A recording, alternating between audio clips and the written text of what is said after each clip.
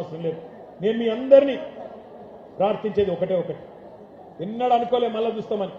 వెనుకటి రోజులు మళ్ళా తెస్తాం, మళ్ళీ తీసుకొస్తామంటే ఏదో అనుకున్నాం, కానీ వచ్చినాయి వెనుకటి రోజులు. మళ్ళా పోలీస్ స్టేషన్లల్లా ఫైర్ స్టేషన్లల్లా విత్తనాలు వంచే రోజులు, యూరియా బస్తా వంచే రోజులు మరి మళ్ళా వచ్చినాయి. అందుకే మీ అందరినీ నేను పేరు పేరున కోరేది. ఇప్పుడే మా లింగంపల్లి కిషన్ రావు గారు వచ్చి యాద్ చేస్తున్నాడు. యాప్ పెట్టిందట, యాప్ యూరియా అనట షాపులో లేదు కానీ యాప్లో పెడితే వస్తుందట. గోపాలన్న చెప్పి నిన్నారు కదా మీరు.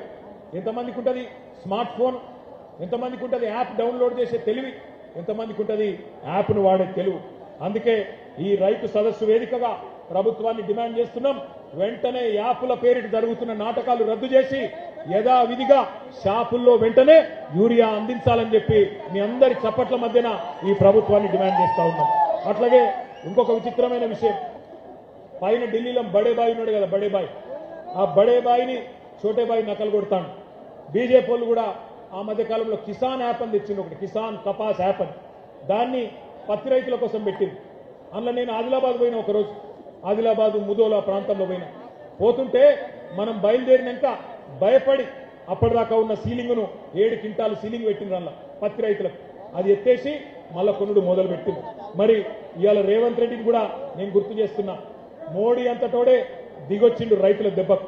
4 నల్ల చట్టాలు తెచ్చి రైతుల గొంతు కొయ్యాలని చూస్తే ఢిల్లీని చుట్టుముట్టి దిగ్బంధించి మోడీ సంవత్సర కాలం తర్వాత క్షమాపణ చెప్పేటట్టు చేసిన ఘనత ఈ భారతదేశంలో ఉండే రైతన్నలది. నువ్వెంత, నీ స్థాయి ఎంత అని చెప్పి నేను అడుగుతా ఉన్నా. అట్లాగే ఇక మీకు కొనుగోళ్ల గురించి అయితే నాకంటే బాగా మీకే తెలుసు. మక్కలు కొనేటోడు లేడు, జొన్నలు జొక్కేటోడు లేడు, వడ్లు కొనేటోడు లేడు. ఇవాళ రాష్ట్ర వ్యాప్తంగా గందరగోళమైన పరిస్థితి ఉన్నది, మీ అందరికీ తెలుసు. ఇక మేడిగడ్డ విషయంలో మీకు ఒక్క మాట మాత్రం చెప్పాలి. మొన్న మొత్తం హైకోర్టు తీర్పుతోని స్పష్టత వచ్చింది రాష్ట్ర ప్రజలకు. కాళేశ్వరం పేరు మీద ఇన్ని రోజులు చెప్పిన జూట మాటలు అవాస్తవాలకు తేలిపోయింది. ఇప్పటి నుంచి ఎవడన్నా కాంగ్రెస్ ఓడు 1,00,000 కోట్ల అవినీతి అని మాట్లాడితే ఎడమకాలి చెప్పు తీసుకొని కొట్టాలి. అవినీతి ఎక్కడికి నా కొడకాలి. హైకోర్టు తీర్పు ఇచ్చినాక ఇంకా ఏంది నీ డ్రామా అని నిలదీయాల్సిన బాధ్యత మన మీద ఉన్నది. వాస్తవం కాదా? సర్కారు తుమ్మలు మొలిచిన కాకతీయ కాలువల్లో కాళేశ్వరం ద్వారా గోదావరి నీళ్లు తీసుకొచ్చిన మాట వాస్తవం కాదా? మీ డోర్నకల్లో, మీ పాలకుర్తిలో, ఇంకా కిందికి మీ మహబాద్ లో, మీ జిల్లాలలో నీళ్ళు వచ్చిన మాట, కాళేశ్వరం నీళ్ళు వచ్చిన మాట వాస్తవం కాదా అని నేను అడుగుతున్నా. ఆ రోజు మేడిగడ్డను కూడా ఈ సన్నాసులు ఏమో చేసిండ్రు, బాంబులు పెట్టి పేల్చిండ్రు. ఇవాళ చెక్ డ్యాములు వెలుస్తున్నారు. మన హుజూరాబాద్ లో మొన్ననే ఒక చెక్ డ్యాం పేల్చిండ్రు. ఎవడన్నా బుద్ధున్నోడు పొలాలకు రైతులకు నీళ్ళు ఇచ్చే చెక్ డ్యాంలను పేల్చేస్తారా? ఒక గంత నీచమైన పని. బాంబులు పెట్టుడు, చెడగొట్టుడు, పేల్చుడు, ఇవి తప్ప కాళ్ళ కట్టెపెట్టుడు తప్ప వీళ్ళకు మాత్రం తెలివి లేదు. ఇంకొక మాట, ఇలా వడ్లు కొనే తెలివి లేదు, మక్కలు కొనే తెలివి లేదు. ధాన్యం కొనండి సారు అని ఇవాళ రైతులు కాళ్ళు పట్టుకునే పరిస్థితి వచ్చింది. బాధ అవుతుంది మా రైతుకి. దుస్థితి ఎందుకు వచ్చింది? కరోనా ఉన్నప్పుడు కూడా 7,000 సెంటర్లు పెట్టి కేసీఆర్ కొన్నాడు కదా, ఏం రోగం పుట్టింది మీకు అని ఇవాళ రైతులు అడుగుతున్నారు. నేను రేవంత్ రెడ్డికి ఒకటే చెప్తున్నా, రైతన్నలకు కూడా ఒకటే విజ్ఞప్తి చేస్తా ఉన్నా. కాళ్ళు పట్టుకోకండి, దండం పెట్టకండి. కాళ్ళు పట్టుడు బంద్ చేసి కాలర్ పట్టుడు నేర్వండి. కాంగ్రెస్ వల్ల కాలర్ పట్టుకోండి, దండం పెట్టుడు కాదు, కాంగ్రెస్ కు పిండం పెట్టండి. అట్లయితేనే మళ్ళీ రైతులకు మంచి రోజులు వస్తాయి. తాలు తీస్తుండట తాలు. రేవంత్ రెడ్డి, తాలు నువ్వు తీస్తే నీ తోలు రైతులు తీస్తారు, యాది పెట్టుకో నా కొడక అని చెప్తా ఉన్నా. మక్కలు కొంటలేడు, మక్కలు కొనకపోతే 1000 ముక్కలైతుంది నీ కాంగ్రెస్ ప్రభుత్వం, యాది పెట్టుకోని చెప్తున్నా. ఇక మన రేవంత్ రెడ్డి సంగతి నాకంటే బాగా మీకే ఎరక. ఆయనకు ఎమ్మెల్యేలను కొనుడు తెలుసు, 50 లక్షలు సంచుల మోసుడు తెలుసు, 50 లక్షలు పట్టుకపోయి ఎమ్మెల్యేల కొనుగోలు తెలుసు, కానీ ధాన్యం కొనుగోలు చేసే తెలివి లేదు. బస్తాలు మోసే, పైసల బస్తాలు మోసే సన్నాసికి ఎరువుల బస్తాలు ఇచ్చే తెలివి కూడా లేదు. ఎన్నికలకు ముందు బోనస్ అన్నారు. ఇక మీకు తెలుసు బోనస్ వచ్చిందా? బోనస్ వచ్చిందా ఎవరికన్నా? ప్రతి మాట డిక్లరేషన్ లో చెప్పింది బోగస్, బక్వాస్. గ్యారంటీలు bogus, manifesto bogus, declaration bogus, bonus కూడా బోగస్ అయింది. ప్రతి పంటకు 500 బోనస్ ఇస్తామన్నారు. పత్తికి, మక్కలకు, జొన్నలకు, కింటాలకు 500 అదనంగా ఇస్తామని చెప్పి ఇవాళ ఉన్న పంటను కూడా కొనే పరిస్థితి లేదు. వడ్లకన్నారు, తర్వాత సన్న వడ్లకన్నారు, మళ్ళీ ఇప్పుడు సన్నాలలో కూడా కట్టింగులు పెడుతున్నారు. 29 రకాలను మొదలన్నారు, ఇప్పుడు 8 రకాలు అంటున్నారు. పోయిన యాసంగి బోనస్ ఎగ్గొట్టిండు, 1200 కోట్లు బాకీ ఉన్నాడు. ఇక మీకు తెలుసు, ఆయన మనం గట్టిగా అడిగినాం అనుకో, ఏమైనా రేవంత్ రెడ్డి బోనస్ సంగతి అంటే ఏమంటాడు? మీ లాగుల తొండలు ఇస్తా, నీ గుడ్లు వీకి గోటీలాడతా, నీ పేగులు తీసి మెడలేసుకుంటా, ఇటువంటి చిల్లర చిచోర మాటలు తప్ప పనికొచ్చే ఒక్క మాట కూడా ఆయన మాట్లాడలేదు. అందుకే పెద్దలు ఎప్పుడో చెప్పిండ్రు, అల్పబుద్ధివానికి అధికారం ఇస్తే దొడ్డవారి నెల్ల దొలగగొట్టు, చెప్పు తినడి కుక్క చెరుకు తీపి నెరుగున విశ్వదాభిరామ వినురవేమ అని ఎప్పుడో చెప్పిండు వేమన శతకంలో. ఇందిరమ్మ ఆత్మీయ భరోసా అని చెప్పిండు, అది కూడా బోగస్ అయిపోయింది. ప్రతి కూలికి నెలకు 1000, ఏడాదికి 12,000, మొత్తం 15,000 కోట్లు బాకీ ఉన్నారు, మర్చిపోవద్దు. ఇక ఆఖరికి ఒకటే మాట చెప్పి నేను ముగిస్తా. పైన బడేబాయి చెప్పినట్టు కింద చోటేబాయి ఆడుతున్నాడు. కేసీఆర్ ఉన్నప్పుడు మోటార్లకు మీటర్లు పెట్టమంటే నేను పెట్టా, నా ప్రాణం పోయినా పెట్టా అని చెప్పి కేసీఆర్ గారు 30,000 కోట్ల రూపాయలు రుణం కూడా వదులుకున్నాడు.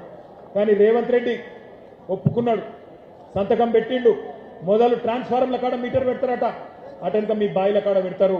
దీన్ని ఎదుర్కోకపోతే, దీన్ని వదిలించుకోకపోతే, ఇప్పుడు కొత్తగా 3వ డిస్కం పేరిట జరుగుతున్న నాటకాన్ని రైతన్నలు పసిగట్టకపోతే మునిగిపోతామని చెప్పి నేను మీ అందరికి కూడా ముందే అప్రమత్తం చేస్తా ఉన్నా.